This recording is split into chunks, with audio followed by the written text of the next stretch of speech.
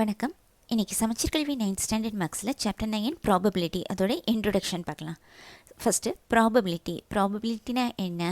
Probability is the measure of the chance of an event occurring. ஒரு event நடக்கிறதுக்கான சான்ஸுக்கான ஒரு மேத்தமெட்டிக்கல் மெஷரை தான் என்ன சொல்கிறோம்? ப்ராபபிலிட்டி. ஓகேம்மா? Probability is the measure of the chance of an event occurring. ஒரு ஈவெண்ட் நடைபெறுவதற்கான வாய்ப்பு, அதை தான் என்ன சொல்கிறோம்? ப்ராபபிலிட்டி. இப்போ ஒரு காயின் டாஸ் பண்ணுறோன்னு வச்சுக்கோங்க. காயின் டாஸ் பண்ணும்போது என்னென்ன சான்ஸ்லாம் இருக்குது? ஹெட் கிடைக்கலாம் அல்லது டெய்ல் கிடைக்கலாம் இல்லையா? ஸோ இந்த ஹெட்டு கிடைக்கிறதுக்கான வாய்ப்பு என்ன அப்படிங்கிறத மேத்தமெட்டிக்கல் ஃபார்மில் எழுதுறது தான் ப்ராபபிலிட்டி சொல்கிறோம். ஓகேம்மா? So probability is the measure of the chance of an event occurring. இந்த ப்ராபபிலிட்டியில் யூஸ் பண்ணக்கூடிய டேர்ம்ஸ் ஃபஸ்ட்டு பார்த்துக்கலாம். ஃபஸ்ட் ஒன் ட்ரையல்னு சொல்லலாம், எக்ஸ்பெரிமெண்ட்னு சொல்லலாம். Okay, trial. A trial is an action which results in one or several outcomes. ட்ரையல்ங்கிறது இப்போ coin toss பண்ணுறோன்னு சொல்கிறோம் இல்லையா? அந்த காயின் டாஸ் பண்ணுறது தான் ட்ரையல்னு சொல்கிறோம். டாஸ் பண்ணும்போது நமக்கு ஒன்றுக்கு மேற்பட்ட அவுட்கம்ஸ் கிடைக்கலாம். அவுட்கம்னா இங்கே இது காயினை டாஸ் பண்ணும்போது என்ன அவுட்கம்ஸ் நமக்கு இருக்குது? ஹெட் அல்லது டெய்ல்னு சொல்கிறோம் இல்லையா? இதுதான் அவுட்கம். ஸோ அந்த மாதிரி ஒன்று அல்லது அதுக்கு மேற்பட்ட அவுட்கம்ஸை தரக்கூடிய ஒரு செயலை தான் என்ன சொல்கிறோம்? Trial. Trial is action which results in one or several outcomes. Next அவுட்கம்ங்கிறது இப்போ காயினை டாஸ் பண்ணோன்னா நமக்கு கிடைக்கிறது ஹெட் அல்லது டெய்ல் இல்லையா? அதுதான் outcome. The result of the trial is called outcome. அந்த ட்ரையலில் கிடைக்கக்கூடிய ரிசல்ட்டு தான் என்ன சொல்கிறோம்? அவுட்கம். இப்போ காயின் டாஸ் பண்ணும்போது நமக்கு அவுட்கம் எதெல்லாம்? Head or tail. ஓகேயா? Next sample point. Each outcome of a random experiment is called a sample point. இப்போ அவுட்கம் பார்த்தீங்கன்னா ஹைச்சும் டீயுங்கிறது அவுட்கம், ஹெட் டெய்லுங்கிறது அவுட்கம். ட்ரையல் என்னது? ஃப்ளிப் அ காயின் அல்லது டாஸ் அ காயின் சொல்லலாம். ஸோ ஃப்ளிப் அ காயின், ஒரு காயினை டாஸ் பண்ணுறது வந்து ட்ரையல். அதில் கிடைக்கக்கூடிய outcome head tail. Head or டெய்ல்னு ஹெட்டும் டெய்லும் தான் நமக்கு கிடைக்கும் இல்லையா? ஸோ அது வந்து அவுட்கம். சாம்பிள் பாயிண்ட், அந்த outcome, each outcome of a random experiment. Random எக்ஸ்பெரிமெண்ட்னா என்னன்னு சொல்லி கொடுக்குறேன். இப்போ each outcome of a random experiment is called sample point. Sample point அந்த அவுட்கமில் இருக்கக்கூடிய அந்த எக்ஸ்பெரிமெண்ட், அந்த ட்ரையலில் இருக்கக்கூடிய ஒவ்வொரு அவுட்கம்மையும் நம்ம சாம்பிள் பாயிண்ட்னு சொல்லுவோம். இப்போ இதை ஹைச் கமா டீன்னு எடுத்துக்கோங்க. ஹெட்டும் டெய்லும் தான் இங்கே sample point. Next sample space. Set of all possible outcomes of a random experiment is called a sample space. இப்போ அவுட்கம் கிடைக்கிது இல்லையா? அந்த அவுட்கம் எல்லாம் ஒரு செட்டை எழுதி கிடைக்கிறது தான் என்ன சொல்கிறோம்? செட்டில் எழுதுறது தான் சாம்பிள் ஸ்பேஸ். இப்போ சாம்பிள் ஸ்பேஸை கேபிட்டல் எஸ்ங்கிற லெட்டரில் டினோட் பண்ணுவோம். S equal to set of all outcomes. இதில் என்னதெல்லாம்? ஹெட்டும் டெய்லும் இல்லையா? இதுதான் இந்த ட்ரையலோட அவுட்கம். இந்த எக்ஸ்பெரிமெண்ட்டோட அவுட்கம் இது. அது செட் நோட்டேஷனில் கிடைக்கிறது தான் என்ன சொல்லுவோம்? Sample space.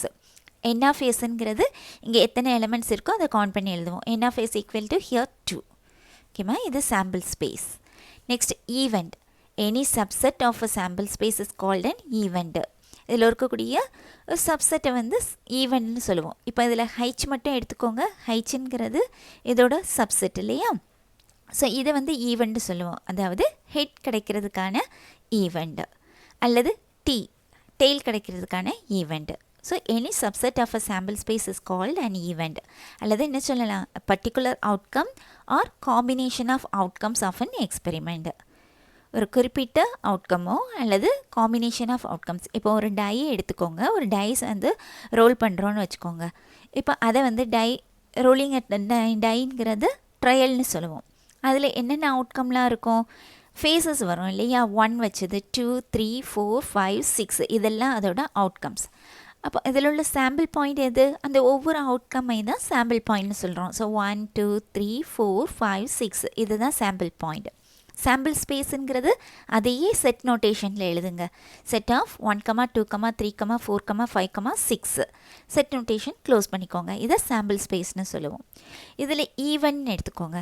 ஈவெண்ட்டில் பர்டிகுலர் அவுட்கம். இப்போ ஒரு டை த்ரோ பண்ணும்போது எனக்கு 1 கிடைக்கணும் அப்படின்னு சொல்கிறோன்னு வச்சுக்கோங்க, அது வந்து ஈவெண்ட்னு சொல்லுவோம். Particular outcome or combination of outcome. ஒரு டை த்ரோ பண்ணும்போது ஈவன் நம்பர்ஸ் கிடைக்கிறது அப்படிங்கிறது ஒரு ஈவெண்ட்டாக எடுத்துக்கிட்டோன்னா, அப்போ அதில் ஈவன் நம்பர்னால் எதெல்லாம் வரலாம்? 2 வரலாம், 4 வரலாம், 6 வரலாம்.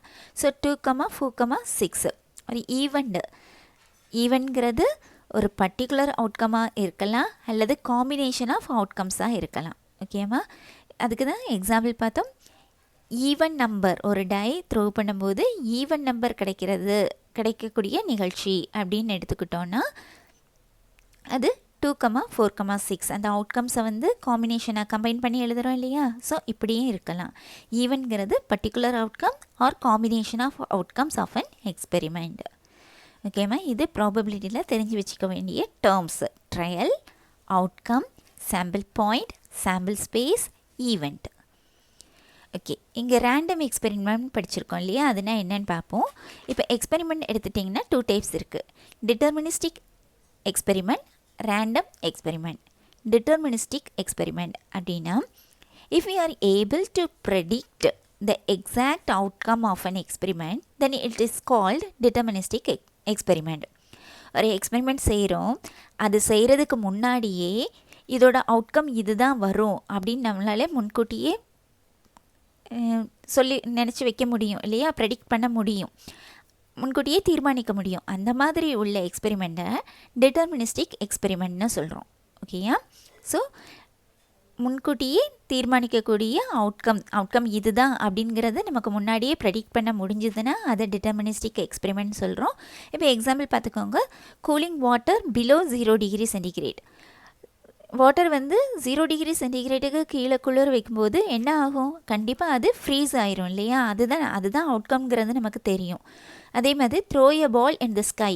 பாலை ஸ்கை நோக்கி போட்டோன்னா என்ன வரும்? ரிசல்ட் என்ன ஆகும்? அந்த பால் மறுபடியும் கீழே தான் வந்து விழும். It will fall down. இந்த அவுட்கம்மும் நமக்கு தெரியும் இல்லையா?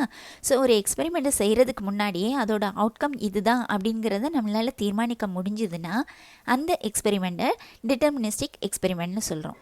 The outcome of this experiment predicted before performing the experiment. ஓகேயா? இனி ரேண்டம் எக்ஸ்பெரிமெண்ட். ரேண்டம் எக்ஸ்பெரிமெண்ட்னா அதுக்கு அப்படியே மாற்றி சொல்கிறது. அதாவது ஒரு எக்ஸ்பெரிமெண்ட் செய்கிறதுக்கு முன்னாடியே நமக்கு ரிசல்ட் இதுதான் வரும் அப்படிங்கிறத ப்ரெடிக்ட் பண்ண முடியாது. அந்த மாதிரி எக்ஸ்பெரிமெண்ட்டை ரேண்டம் எக்ஸ்பெரிமெண்ட்னு சொல்கிறோம். இப்போது காயின் டாஸ் பண்ணுறதா வச்சுக்கோங்க. காயின் டாஸ் பண்ணும்போது தலை தான் கண்டிப்பாக விழும் அப்படிங்கிறத நம்ம உறுதியாக சொல்ல முடியாது இல்லையா? சொல்ல முடியாது. அதே மாதிரி டை த்ரோ பண்ணும்போது இப்போ 5 தான் விழப்போகுது அப்படிங்கிறத கான்ஃபிடென்ட்டாக சொல்ல முடியாது. அது 1லேருந்து 6 வரைக்கும் எந்த ஃபேஸ் வேணாலும் விழலாம் இல்லையா? ஸோ முன்கூட்டியே நம்மளால் தீர்மானிக்க முடியாது. அந்த மாதிரி எக்ஸ்பெரிமெண்ட்டை ரேண்டம் எக்ஸ்பெரிமெண்ட்னு சொல்கிறோம். இப்போ டெக் ஆஃப் கார்ட்ஸ் இருக்குதுன்னு வச்சுக்கோங்க. 52 கார்ட்ஸ் இருக்கும். அதுலேருந்து நான் ஒரு கார்டு எடுக்க போகிறேன், அந்த கார்டு கண்டிப்பாக கிங்காக தான் இருக்கும் அப்படிங்கிறத சொல்ல முடியுமா? எடுக்கக்கூடிய கார்டு இதுதான் அப்படிங்கிறத நம்ம சொல்ல முடியாது, உறுதியாக சொல்ல முடியாது இல்லையா? ஸோ இந்த மாதிரி எக்ஸ்பெரிமெண்ட்ஸை ரேண்டம் எக்ஸ்பெரிமெண்ட் சொல்கிறோம். Random experiment. If we cannot predict the exact outcome of an experiment, then it is called random experiment. It has more than one possible outcomes. ஓகேம்மா, இதுக்கு அவுட்கம்ஸ் வந்து நிறைய வரலாம். more than one. ஒன்றுக்கு மேற்பட்ட outcomes வரலாம். Coin toss பண்ணும்போது ஹெட்டும் வரலாம், டெயினும் வரலாம். 2 அவுட்கம்ஸ் இருக்குது இல்லையா? ஸோ டை த்ரோ பண்ணிங்கன்னா 6 அவுட்கம்ஸ் வரும். அதே கார்டு செலக்ட் பண்ணுறதா இருந்தால் 52 வரும் இல்லையா? ஏதாவது ஒன்று எடுக்கும்போது எது வேணாலும் வரலாம். ஸோ இந்த மாதிரி உள்ள எக்ஸ்பெரிமெண்ட்டை ரேண்டம் எக்ஸ்பெரிமெண்ட்னு சொல்கிறோம். Due to uncertainty outcomes of this experiment does not predicted before performing the experiment. இதுதான் வரும்னு உறுதியாக சொல்ல முடியாததுனால நம்மளை முன்கூட்டியே தீர்மானிக்க முடியாது இதுதான் அவுட்கம்ங்கிறது. இப்போ எக்ஸாம்பிள் எடுத்துக்கிட்டிங்கன்னா ரோலிங் அ டை, இது வந்து எக்ஸ்பெரிமெண்ட். அவுட்கம் எதெல்லாம்? 1 2 3 4 5 6. அப்பியரிங் அன் எக்ஸாம் எடுத்துக்கிட்டிங்கன்னா அதில் பாஸ் ஆகலாம், ஃபெயிலாக ஆகலாம். ஸோ இதுக்கு ரேண்டம் எக்ஸ்பெரிமெண்ட்டுக்கு எக்ஸாம்பிளாக எடுத்துக்கலாம். ஓகேப்பா? ஸோ நம்ம அங்கே ப்ராபபிலிட்டி பார்க்கும்போது அங்கே நம்ம யூஸ் பண்ணுறது எல்லாமே என்னது? ரேண்டம் எக்ஸ்பெரிமெண்ட் தான். ஸோ அந்த எக்ஸ்பெரிமெண்ட்ஸுக்கு மோர் தென் ஒன் அவுட்கம் கண்டிப்பாக இருக்கும். ஓகேயா? ஸோ இது ப்ராபபிலிட்டிக்கான டேர்ம்ஸ் பார்த்தோம். நெக்ஸ்ட்டு இப்போ ப்ராபபிலிட்டிக்கு வந்து அப்ரோச்சஸ் வந்து 3 உண்டு. நமக்கு சாப்டரில் 2 அப்ரோச்சஸ் தான். கிளாசிக்கல் அப்ரோச்சும் எம்பிரிக்கல் அப்ரோச். ஓகேயா, classical approach and empirical approach இந்த ரெண்டும் பார்க்குறோம். இப்போ ப்ராபபிலிட்டி கண்டுபிடிக்கிறோம். ஒரு ஈவெண்ட் எடுத்துக்கிறோம், அதுக்கு ப்ராபபிலிட்டி எப்படி கண்டுபிடிக்கிறது? இப்போ காயின் டாஸ் பண்ணுறோம். டாஸ் பண்ணும்போது ஹெட்டு தான் கிடைக்கிறது, அதுதான் நமக்கான ஈவெண்ட் வச்சுப்போம். அதை ஈன்னு எடுத்துக்கோங்க. E be the event to getting head while tossing a coin. ஒரு காயினை டாஸ் பண்ணும்போது நமக்கு ஹெட் கிடைக்கிறது தான் நமக்கான ஈவெண்ட்னு எடுத்துக்கிட்டிங்கன்னா, அந்த ஈவெண்ட்டுக்கு ப்ராபபிலிட்டி எப்படி கண்டுபிடிக்கணும்? அதுக்கான formula P of E equal to number of favourable outcomes divided by total number of outcomes. இப்போ காயின் வந்து டாஸ் பண்ணும்போது என்னென்ன அவுட்கம்ஸ்லாம் இருக்குது? ஹெட்டு அல்லது டெய்லு இல்லையா? H, T இருக்கும். இதில் நமக்கு தேவையான ஈவெண்ட் என்னது? ஹெட்டு கிடைக்கிறதுக்கானது தான் இல்லையா? ஸோ ஹெட்டு மட்டும்தான் வரும். இதில் இது வந்து ஹெட் கிடைக்கிறதுக்கான event. So N of E equal to இதில் எத்தனை எலிமெண்ட் இருக்குது? ஒன்று தான் இருக்குது. Next total number of outcomes கொண்டு டிவைட் பண்ணும். இப்போ எஸ்ஸுங்கிறது காயின் டாஸ் பண்ணும்போது எஸ் என்னது? Sample space. அது என்னது? செட் ஆஃப் ஆல் அவுட்கம்ஸ் இல்லையா? ஸோ H, T இதுதான் S. So N of S equal to எத்தனை எலிமெண்ட்ஸ் இருக்குது? 2 இருக்குது. So what is the probability?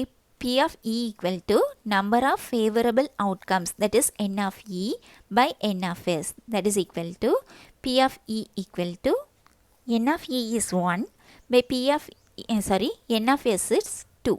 So 1 by 2 is the probability of getting a head while tossing a coin. ஓகேப்பா. So ப்ராபபிலிட்டிக்கான formula classical அப்ரோச்சில் P of E equal to N of E by N of S. ஈங்கிறது number of favourable outcomes. இப்போது coin toss பண்ணுறோம். ஒரு தடவை toss பண்ணுறீங்க. Toss பண்ணும்போது 5 கிடைக்கிறதுக்கான சான்ஸு, அது 5 கிடைக்கிறது தான் நமக்கான ஈவெண்ட்னு எடுத்துப்போம். லெட் E be the event getting 5. So E equal to 5ங்கும் போது ஒரு டை த்ரோ பண்ணும்போது ஒரு தடவை தான் கிடைக்கும் இல்லையா? ஒரு 5ங்கிறது எத்தனை தடவை இருக்குது? ஒரு தடவை தான் இருக்குது ஒரு ஃபேஸில், ஒரு டைஸ் எடுத்துக்கிட்டிங்கன்னா. ஸோ E வந்து 5, அதாவது N of E equal to எத்தனை? 1 தான். எஸ்ன்னு எடுத்துக்கிட்டிங்கன்னா 1லேருந்து 6 வரைக்கும் இருக்கும். So N of S equal to 6. So probability என்ன? Probability of getting 5, that is P of E equal to N of E. 5 வந்து ஒரு தடவை தான் கிடைக்கும் இல்லையா? ஒரு தடவை தான் இருக்குது. So 1 by 6. 1 by 6ங்கிறது தான் அந்த நம்பர் 5 கிடைக்கிறதுக்கான ப்ராபபிலிட்டி. அதே மாதிரி நம்பர் 2 கிடைக்கிறதுக்கான ப்ராபபிலிட்டியும் 1 by 6 தான். நம்பர் 3 கிடைக்கிறதுக்கான ப்ராபபிலிட்டியும் அங்கே 1 by 6 தான் வரும். ஓகேயா? ஸோ ஃபஸ்ட்டு அந்த டையில் உள்ள ஒவ்வொரு ஃபேஸும் கிடைக்கிறதுக்கான ப்ராபபிலிட்டி 1 by 6 தான் கிடைக்கும். So classical approach P of E equal to N of E by N of S. இதில் Sங்கிறது set of all equally likely outcomes of a random experiment. equally likely சொல்லி கொடுக்குறேன். Eங்கிறது particular outcome or combination of outcomes of an event. Each outcome in a sample space is equally likely. இந்த classical approach use பண்ணுறோம் இல்லையா? அங்கே பார்த்தீங்கன்னா அதில் இருக்கக்கூடிய ஒவ்வொரு அவுட்கமும் ஒவ்வொரு அவுட்கமும் ஈக்குவலி லைக்லியாக இருக்கும். அதாவது ஒவ்வொரு அவுட்கமோட ப்ராபபிலிட்டியும் சேமாக தான் இருக்கும். இப்போது காயின் டாஸ் பண்ணுறோம் இல்லையா? காயின் டாஸ் பண்ணும்போது ஹெட் கிடைக்கிறதுக்கான ப்ராபபிலிட்டி என்ன? 1 by 2. இதே மாதிரி டெய்ல் கிடைக்கிறதுக்கான ப்ராபபிலிட்டி கண்டுபிடிச்சாலும் 1 by 2 தான் கிடைக்கும். ஸோ இந்த காயினை டாஸ் பண்ணும்போது அவுட்கம் எதெல்லாம்? ஹெட்டும் டெய்லும் இல்லையா? ஹெட்டுக்கான ப்ராபபிலிட்டி 1 by 2, டெய்ல் கிடைக்கிறதுக்கான ப்ராபபிலிட்டி 1 by 2. ஸோ இதில் இருக்கக்கூடிய ரெண்டு அவுட்கமுக்குமே ப்ராபபிலிட்டி என்ன? 1 by 2, ரெண்டும் சேமாக தான் இருக்குது. ஸோ இதை தான் என்ன சொல்லுவோம்? ஈக்குவலி லைக்லி ஈவெண்ட்டுன்னு. ஓகேயா? Each outcomes in a sample space is equally likely. அதாவது அந்த அவுட்கம்ஸோட ப்ராபபிலிட்டி சேமாக இருந்துச்சுன்னா அது ஈக்குவலி லைக்லின்னு சொல்லுவோம். இந்த கிளாசிக்கல் அப்ரோச் எப்போ யூஸ் பண்ணுறோன்னா, it is used when each outcome in a sample space is equally likely. Sample ஸ்பேஸில் உள்ள ஒவ்வொரு அவுட்கமும் ஈக்குவலி லைக்லியாக இருந்துச்சுன்னா இந்த கிளாசிக்கல் அப்ரோச்சை யூஸ் பண்ணலாம். Next empirical approach. Empirical approach relative ஃப்ரீக்வன்சின்னு சொல்கிறோம். ஓகேயா? ஸோ இதுக்கான formula P of E equal to number of outcomes in an event E by total number of trials. இது எதை பொறுத்து வருதுன்னா எக்ஸ்பெரிமெண்ட் செய்து டேட்டாஸ் எடுத்து வச்சுட்டு அதிலிருந்து இந்த ப்ராபபிலிட்டியை கண்டுபிடிக்கணும். இந்த ப்ராபபிலிட்டி எம்பிரிக்கல் அப்ரோச்னு சொல்லலாம், எம்பிரிக்கல் ப்ராபபிலிட்டின்னு சொல்லலாம். இதை எப்போ யூஸ் பண்ணுறோன்னா number of trials is in large number. அங்கெல்லாம் ஒரு தடவை டாஸ் பண்ணுறோம், ஒரு தடவை டைஸ் த்ரோ பண்ணுறோம் அப்படிங்கும்போது கிளாசிக்கல் அப்ரோச் யூஸ் பண்ணுறோம். எம்பெரிக்கல் அப்ரோச் யூஸ் பண்ணுறது வந்து நம்பர் ஆஃப் ட்ரையல்ஸ் வந்து லார்ஜ் இன் நம்பர்ஸ், அதிகமான தடவை இந்த ட்ரையல் நடந்துகிட்டே இருக்குது அப்படிங்கும்போது இந்த எம்பெரிக்கல் அப்ரோச்சை யூஸ் பண்ணலாம். ஓகேயா? இப்போ ஒரு காயினே எடுத்துக்கோங்க. ஒரு காயினை 10 டைம்ஸ் நம்ம ஃப்ளிப் பண்ணுறோம், டாஸ் பண்ணுறோம். 10 டைம்ஸ் டாஸ் பண்ணும்போது ஒரு 3 டைம்ஸ் வந்து ஹெட் கிடச்சிருக்குது. ஓகேயா? இப்போ 10 டைம்ஸ் டாஸ் பண்ணும்போது 10 டைம்ஸை நம்ம டாஸ் பண்ணி என்ன கிடைக்குதுன்னு பார்த்து வச்சுக்கணும், டேட்டாஸ் எழுதி வச்சுக்கணும். ஃபஸ்ட்டு டாஸ் பண்ணும்போது ஹெட்டா டெய்லா டேப்லெட் பண்ணி வச்சுக்கணும். செகண்ட் டாஸ் பண்ணும்போது என்ன கிடச்சிருக்கு மார்க் பண்ணி வச்சுக்கோங்க. அப்படி 10 டைம்ஸ் டாஸ் பண்ணிவிட்டு ஒவ்வொரு தடவையும் என்ன கிடச்சிதுங்கிறத மார்க் பண்ணி வச்சுக்கணும். அந்த எக்ஸ்பெரிமெண்ட் செய்து டேட்டாஸை வச்சுட்டு அடுத்தது நமக்கு இப்போ கொஸ்டின் கேட்டிருக்காங்க. இப்போ 10 காயின்ஸை நீங்கள் டாஸ் பண்ணும்போது ஹெட் கிடச்சதுக்கான ப்ராபபிலிட்டி என்ன அப்படின்னு கேட்டிருந்தாங்கன்னா என்ன பண்ணுவோம், ஹெட் எத்தனை தடவை வந்துச்சுன்னு கவுண்ட் பண்ணுவோம் இல்லையா? அதை நியூமரேட்டரில் எழுதணும். By total number of trial, அதாவது 10 டைம்ஸ் நம்ம டாஸ் பண்ணியிருக்கோம் இல்லையா, அதுதான் டோட்டல் நம்பர் ஆஃப் ட்ரையல்ஸ், அதை எழுதணும். இப்போ 3 டைம்ஸ் தான் எனக்கு ஹெட் கிடச்சிருந்துச்சு. ஸோ P of E = 3/10ன்னு எழுதுவேன். ஓகேயா? ஸோ எம்பரிக்கல் அப்ரோச்னா நம்ம ஏற்கனவே எக்ஸ்பெரிமெண்ட்டை செய்து டேட்டாவை வச்சுட்டு அதிலேருந்து கண்டுபிடிக்கலாம். அது இல்லாமல் ட்ரையல்ஸ் வந்து நிறைய நம்பர்ஸில் இருந்துச்சுன்னா நம்ம இந்த எம்பரிக்கல் அப்ரோச்சை யூஸ் பண்ணுறோம். ஓகேம்மா? Number of outcome in an event by total number of trial. Number of outcome in an ஈவெண்ட்டை ஆர்னு எடுத்துட்டிங்கன்னா புக்கில் ஃபார்மில் இந்த மாதிரி கொடுத்துருக்குறாங்க. R/N. டோட்டல் நம்பர் ஆஃப் ட்ரையல்ஸை என்னன்னும் number of outcomes in an event ஈயை வந்து ஆர்னு எடுத்துருக்குறாங்க. ஸோ R/N ஃபார்முலா கொடுத்துருக்காங்க. ஓகேப்பா? நெக்ஸ்ட்டு இது நோட்டு தெரிஞ்சுக்கோங்க. ப்ராபபிலிட்டியோட வேல்யூ எப்போதுமே 0 ≤ P of E ≤ 1. 0 and 1 இதுக்கு உள்ளே தான் இருக்கும். ஓகேயா? 0 இன்க்ளூட் ஆகும், 1 இன்க்ளூட் ஆகும். 0 குறைவாக நெகட்டிவ் ப்ராபபிலிட்டி வேல்யூ நெகட்டிவில் வராது. அதே மாதிரி ப்ராபபிலிட்டியோட வேல்யூ மோர் தென் 1 இருக்காது. ஓகேயா? So 0 ≤ P of E ≤ 1. This one is important. Next types of events. Events பார்த்துக்கோங்க. Equally likely events. when the probability of events is equal, they are said to be equally likely events. equally likelyனாலே இதுதான். இப்போ coin toss பண்ணும்போது சொன்னேன் இல்லையா, இப்போ head கிடைக்கிறதுக்கான head தான் நமக்கு ஃபஸ்ட்டு ஈவெண்ட். E1ங்கிறது ஹெட் கிடைக்கிறதுக்கான ஈவெண்ட்டுனோ, E2ங்கிறத டெய்ல் கிடைக்கிறதுக்கான ஈவெண்ட்டுன்னு எடுத்துட்டோன்னா ஹெட் கிடைக்கிறதுக்கான ப்ராபபிலிட்டி என்ன? 1/2. ஓகேப்பா? இப்போ டெய்ல் கிடைக்கிறதுக்கான ப்ராபபிலிட்டி 1/2. ஸோ நமக்கு கொடுத்துருக்கிற ஈவெண்ட்ஸோட ப்ராபபிலிட்டி சேமாக இருக்குது. சேமாக இருந்துச்சுன்னா அந்த ஈவெண்ட்ஸை ஈக்குவலி லைக்லி ஈவெண்ட்ஸ்னு சொல்கிறோம். ஓகேயா? when probability of events is equal, they are said to be equally likely events. next sure or certain events. Sure ஈவெண்ட்டுன்னு சொல்லலாம், சர்டன் ஈவெண்ட். அதில் பேர்லேயே இருக்குது, உறுதியாக இருக்கக்கூடியது இல்லையா? Event which is sure to happen, கண்டிப்பாக இது நடக்கும் அப்படின்னு இருந்துச்சுன்னா அந்த ஈவெண்ட்டை ஷோர் ஆர் சர்டன் ஈவெண்ட்னு சொல்கிறோம். இப்போது ஒரு காயினை டாஸ் பண்ணுறோம். காயின் டாஸ் பண்ணும்போது 5 கிடைக்கும். காயினை டாஸ் பண்ணும்போது ஹெட்டு கிடைக்குதுன்னு வைங்க. ஹெட் கிடைக்குதுன்னு சொல்கிறோம். கண்டிப்பாக அங்கே கிடச்சி ஆகும் இல்லையா? ஹெட் அல்லது டெய்ல் இருக்குது. ஹெட்டும் கிடைக்கலாம், டெய்லும் கிடைக்கலாம். ஸோ அந்த ஹெட் அல்லது டெய்ல் இந்த ரெண்டுக்கான சான்ஸ் கண்டிப்பாக இருக்குது இல்லையா? ஸோ அந்த ஈவெண்ட்டை வந்து நம்ம சர்டன் ஈவெண்ட் சொல்கிறோம். Probability of P of E கண்டிப்பாக உறுதியாக நடக்குது அப்படின்னா ப்ராபபிலிட்டி, அந்த ஈவெண்ட்டோட probability 1. Next impossible event. And event which never happen. ஒரு ட்ரையல் இருக்குது, அதில் அந்த ஈவெண்ட் நடக்கவே செய்யாது அப்படின்னு சொன்னால் அதை இம்பாசிபிள் ஈவெண்ட் சொல்கிறோம். இம்பாசிபிள் ஈவெண்ட்டுக்கு ஒரு எக்ஸாம்பிள் எடுத்துட்டோம்னா, இப்போ டை த்ரோ பண்ணுறோம். டை த்ரோ பண்ணும்போது ஃபேஸ் 7ங்கிறது கிடைக்கிறது தான் ஈவெண்ட்னு எடுத்துக்கோங்க. டைஸில் மொத்தமே 6 ஃபேஸஸ் தான் இருக்கும் இல்லையா? 7ங்கிறது வரவே செய்யாது. அந்த மாதிரி நடக்கவே முடியாத ஒரு ஈவெண்ட்டாக இருந்துச்சுன்னா அதை இம்பாசிபிள் ஈவெண்ட்னு சொல்கிறோம். அந்த ஈவெண்ட்டுக்கான ப்ராபபிலிட்டி 0. ஓகேம்மா? Next mutually exclusive event. 2 events, 2 events எடுத்துக்கோங்க, which cannot occur simultaneously in a single trial. Simultaneously meaning at the same time. இப்போ காயின் டாஸ் பண்ணுறோம், ஒரே நேரத்தில் எனக்கு ஹெட்டும் கிடைக்கும் டெய்லும் கிடைக்கும்னு சொல்ல முடியுமா? ஏதாச்சும் ஒன்று தான் கிடைக்கும் இல்லையா? ஸோ அந்த மாதிரி ஈவெண்ட்ஸை தான் நம்ம மியூச்சுவலி எக்ஸ்க்ளூசிவ் ஈவெண்ட்னு சொல்கிறோம்.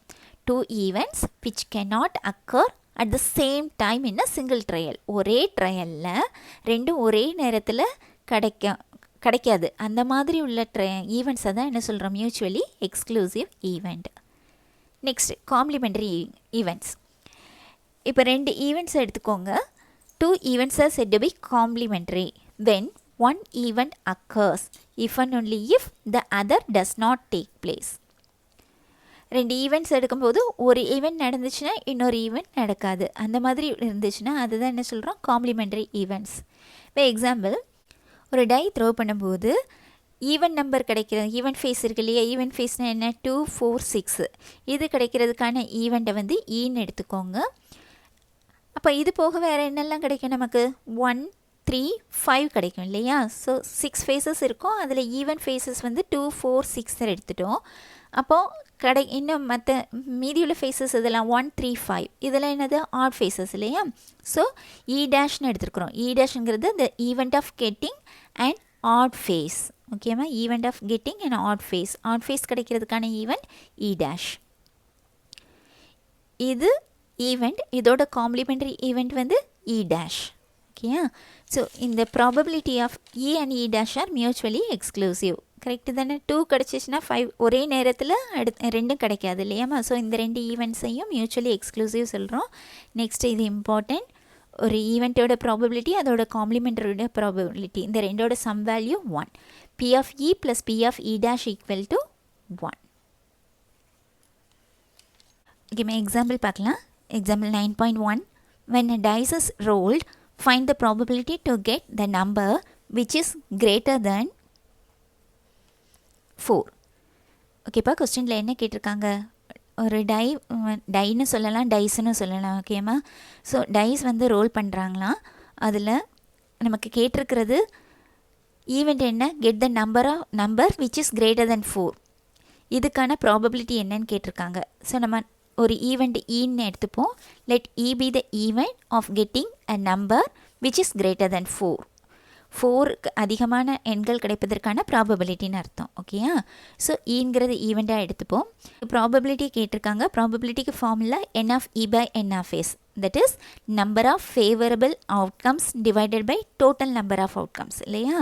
ஸோ அது டோட்டல் நம்பர் ஆஃப் அவுட்கம்ஸ்ங்கிறது தான் நமக்கு சாம்பிள் ஸ்பேஸில் வரும். ஸோ ப்ராபபிலிட்டி கேட்டாங்கன்னா n of E by n of S. So S என்னதுன்னு எழுதிக்கோங்க, n ஆஃப் எஸ் எழுதிக்கோங்க, இ என்னதுன்னு எழுதிக்கோங்க, n ஆஃப் இ எழுதிக்கோங்க. எழுதிட்டு ஃபார்முலாவில் சப்ஸ்டியூட் பண்ணோன்னா ஆன்சர் கிடைக்கும். ஓகேம்மா, சொல்யூஷன். இங்கே ஒரு டைஸ் வந்து த்ரோ பண்ணுறாங்க இல்லையா? ஸோ சாம்பிள் ஸ்பேஸ் எதெல்லாம் இருக்கும்? S equal to dice throw பண்ணும்போது 6 ஃபேஸஸ் வரும் இல்லையா? So 1 2 3 4 5 6. So n of s equal to number of elements, that is 1 2 3 4 5 6. Let e ங்கிறத event எடுத்துப்போம். Let e be the event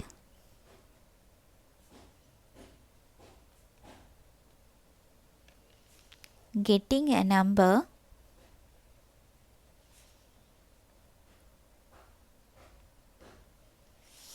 which is greater than 4.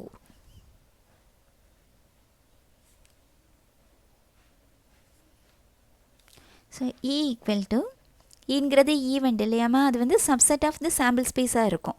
So நமக்கு இங்கே greater then 4, இதில் greater than 4னா 4ஐ விட அதிகமான numbers இதெல்லாம் 5ம் 6 தான் டைஸ் த்ரோ பண்ணும்போது. So 5 and 6 இதுதான் நமக்கான event. n of e equal to எத்தனை நம்பர்ஸ் இருக்குது? 2 தான் இருக்குது இல்லையா? ஸோ நமக்கு ப்ராபபிலிட்டி கேட்டிருக்காங்க. Probability formula p of e equal to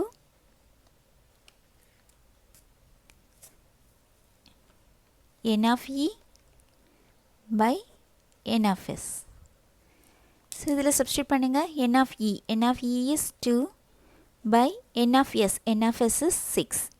cancel பண்ணிக்கலாம் 1 2 is 2 3 2s are 6 that is 1 by 3 so probability என்ன P of E equal to 1 by 3 that is divide பண்ணி எழுதிருக்காங்க 0.0 3 3s are 9 1 0 3 3s are 9 1 0 3 3s are 9 போயிட்டே இருக்கும் ஓகேயா so இங்கே 3 3ன்னு போயிட்டே இருக்கும் so probability is 0.333 etcetera probability value பாருங்கள் எப்போதுமே ப்ராபபிலிட்டி வேல்யூ 0வாக இருக்கும் அல்லது 1ஆக இருக்கும் பிட்வீன் 0 and 1 இருக்கும் ஓகேயா 0க்கு கீழேயும் போகாது 1 விட அதிகமாகவும் வராது நமக்கு 0 விட அதிகமாக இருக்குது ஆனால் 1 விட குறைவு இல்லையா so probability here answer is 0.333 etcetera So probability of getting a number which is greater than 4 is when a dice rolled ஓகேயாமா ஒரு டைஸ் வந்து ரோல் பண்ணும்போது 4க்கு அதிகமான நம்பர்ஸ் கிடைக்கிறதுக்கான ப்ராபபிலிட்டி என்ன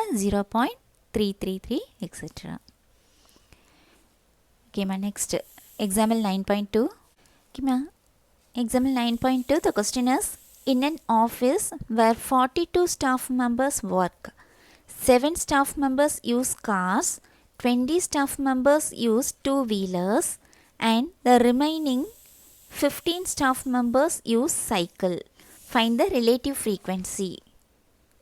கேப்பா கொஸ்டினில் என்ன கொடுத்துருக்குறாங்க ஒரு ஆஃபீஸில் டோட்டல் நம்பர் ஆஃப் ஸ்டாஃப்ஸ் எத்தனை இருக்காங்க 42 ஸ்டாஃப் மெம்பர்ஸ் இருக்காங்க அதில் 7 மெம்பர்ஸ் வந்து கார் யூஸ் பண்ணுறாங்க 20 மெம்பர்ஸ் வந்து டூ வீலர்ஸு அண்ட் 15 மெம்பர்ஸ் வந்து சைக்கிள் யூஸ் பண்ணுறாங்க அப்படின்னா ஃபைண்ட் த ரிலேட்டிவ் ஃப்ரீக்வன்சி அதாவது எம்பரிக்கல் அப்ரோச் யூஸ் பண்ணி கண்டுபிடிக்கக்கூடியது ஓகேயா இதில் வந்து நமக்கு சாம்பிள் ஸ்பேஸ்லாம் இல்லை என்ன இதெல்லாம் இதில் வராது ஸோ இங்கே நம்ம எது யூஸ் பண்ணுறோம் எம்பரிக்கல் அப்ரோச்சு ஸோ அங்கே யூஸ் பண்ணும்போது ஃபஸ்ட்டு ரிலேட்டிவ் ஃப்ரீக்வன்சி ஒவ்வொன்றுத்துக்கானதும் கண்டுபிடிக்கணும் கார் யூஸ் பண்ணுறவங்களுக்கானது next two wheelers next cycle ஓகேயா ஸோ கார் யூசர்ஸ்னு எடுத்துட்டோன்னா எத்தனை பேர் யூஸ் பண்ணுறாங்க டோட்டல் நம்பர் ஆஃப் ஸ்டாஃப்ஸ் எத்தனை பேருங்கிறத எடுக்கணும் ஸோ கார் யூஸ் பண்ணக்கூடியவங்களுக்கு probability 7 by 42 two wheelers 20 by 42 cycle use பண்ணுறவங்களுக்கு probability 15 by 42 ஓகேயா ஸோ இதுதான் ஆன்சர் சொல்யூஷன்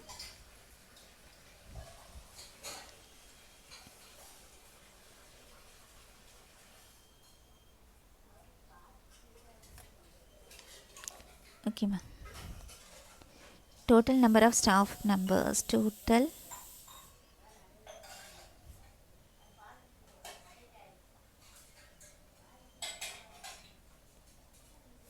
எத்தனை பேர் டோட்டல் 42 மெம்பர்ஸ் இப்போ ரிலேட்டிவ் ஃப்ரீக்வன்சி எழுத போகிறோம் கார் யூசர்ஸ்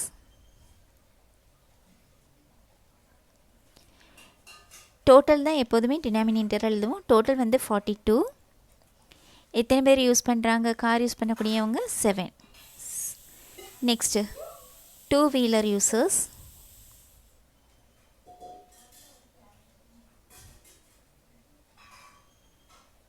அதுக்கான ப்ராபபிலிட்டி டூ வீலர்ஸ் எத்தனை பேர் யூஸ் பண்ணுறாங்க 20 staffs so 20 by total staffs வந்து 42 next cycle users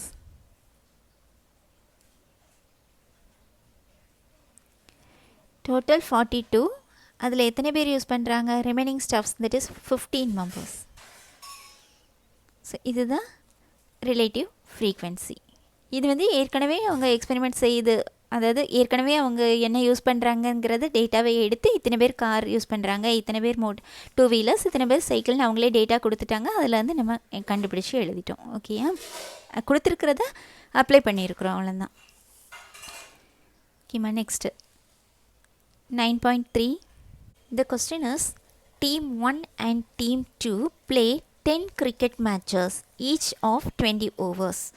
Their total scores in each match are tabulated in the tables as follows. Matches, total number of matches 10 matches விளையாடுறாங்க cricket match 20 over okay 20 over match வந்து ரெண்டு team விளையாடுறாங்க 10 matches விளையாடிருக்காங்க அவங்களோட runs கொடுத்துருக்குறாங்க total runs கொடுத்துருக்குறாங்க இதில் what is the relative frequency of team 1 winning team 1 win பண்ணுறதுக்கான relative frequency என்னன்னு கேட்டிருக்காங்க ஓகே மேம் ஸோ டீம் 1 பற்றி தான் கேட்டிருக்காங்க இங்கே டோட்டல் 10 மேட்சஸ் இருக்குது அதை எழுதிப்போம் சொல்யூஷன்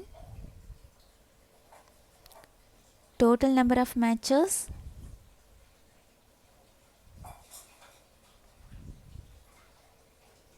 10 விளையாடி இருக்காங்க. ஓகேயா? நம்பர் ஆஃப் மேட்சஸ்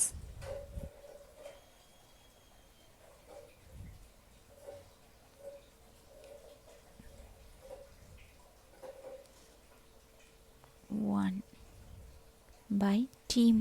நமக்கு டீம் 1 பற்றி தான் கேட்டிருக்காங்க. டீம் 1 வந்து எத்தனை மேட்ச் வின் பண்ணியிருக்காங்க பார்ப்போம். ரன்ஸ் கம்பேர் பண்ணும்போது தான் தெரியும் இல்லையா? ஃபஸ்ட் மேட்ச் எடுத்துட்டிங்கன்னா 200 143. ஸோ இவங்க தான் வின் ஆகியிருக்காங்க. 122 123 இவங்க வின்னு. இதுலேயும் இவங்க தான் வின் ஆகியிருக்காங்க. இதுலேயும் டீம் 2 தான் வின் ஆகியிருக்காங்க. இதுலேயும் டீம் 2 தான் வின் ஆகியிருக்காங்க. இங்கே 6th மேட்ச்சில் வின் ஆகியிருக்காங்க டீம் 1. இதில் இவங்க தான் வின்னு. இதில் இவங்க தான் வின்னு. இங்கே இவங்க தான் வின்னு.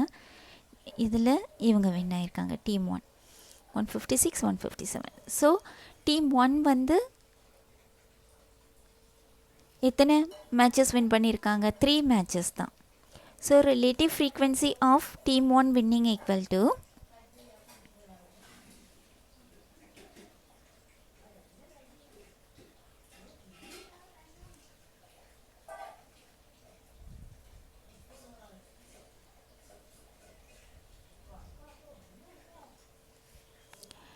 டீம் 1 வின் பண்ணுறதுக்கான எத்தனை மேட்ச்சில் வின் பண்ணியிருக்காங்க? 3 மேட்சஸில். By total number of matches 10. 3/10. 3/10 எப்படி எழுதலாம்? that is equal to 0.3. so here answer is relative frequency of winning. Relative frequency of team 1 winning is 0.3. Relative frequency கேட்டிருந்தாங்கன்னா உங்களுக்கு நீங்கள் கொடுத்துருக்குற டேட்டாவிலேருந்து என்ன வேல்யூங்கிறத எழுதிட்டு டோட்டல் நம்பர் ஆஃப் வேல்யூவை நம்ம கீழே எழுதணுன்னா ஆன்சர் கிடச்சிடும். ஓகேயா? கிளாசிக்கல் அப்ரோச்சாக இருந்துச்சுன்னா தான் நம்ம என்ன பண்ணோம்? சாம்பிள் ஸ்பேஸ் எழுத வேண்டியது இருக்கும். ஈவெண்ட் என்னங்கிறத எழுதணும். என்எஃப் எழுதணும். என்எஃப்எஸ் எழுதணும். ஃபார்முலாவில் சப்ஸ்டியூட் பண்ணுவோம். இங்கே டேட்டாஸ் கொடுத்துருப்பாங்க. ஸோ அதை கவுண்ட் பண்ணி எழுதினாலே போதும். ஓகேம்மா? இன்றைக்கி இந்த சம்மோடி கிளாஸ் முடிச்சுக்கலாம். இன்றைக்கி பார்த்த கிளாஸில் ஏதாச்சும் டவுட்ஸ் இருந்துச்சுன்னா கமெண்ட் செக்ஷனில் கொடுங்க. சால்வ் பண்ணி கொடுக்குறேன். தேங்க்யூ.